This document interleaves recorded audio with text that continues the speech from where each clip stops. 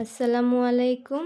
অনেক দিন পরে আজকে আপনাদের সাথে একটা ভিডিও শেয়ার করতে চলে আসলাম। তো আজকে আমি আর আমার আপু চলে আসলাম টুকটাক কিছু শপিং করতে। তো প্রতিবার রমজান মাসে আমার ঈদের জুতো কিনতে গিয়ে অনেক সমস্যায় পড়তে হয়। এর জন্য সবার আগে ঈদের জুতোটা নিতে আসলাম। এবার আর বেশি নাজেহাল অবস্থা হয়নি। প্রথমবারই আমার ঈদের জুতো পেয়ে গেলাম। এই যে কত সুন্দর কেয়ার করে আপু জুতো পরিয়ে দিচ্ছে। আর এই তো আমার জুতো প্যাকিং করা হলো। এর মধ্যে আপু একটা জুতো পরে ঢং করছিল আর এট লাস্ট এই জুতোটা পছন্দ করে নিল। আর দেখছি ইতিমধ্যে আমাদের রাস্তার কাজ চলছে।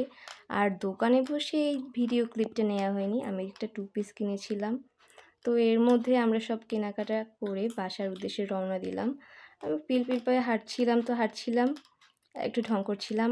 যদিও আজকে আমার ঈদ শপিং ছিল না, ঈদ শপিং নিয়ে আবারও আপনাদের সাথে চলে আসবো কোনো একদিন।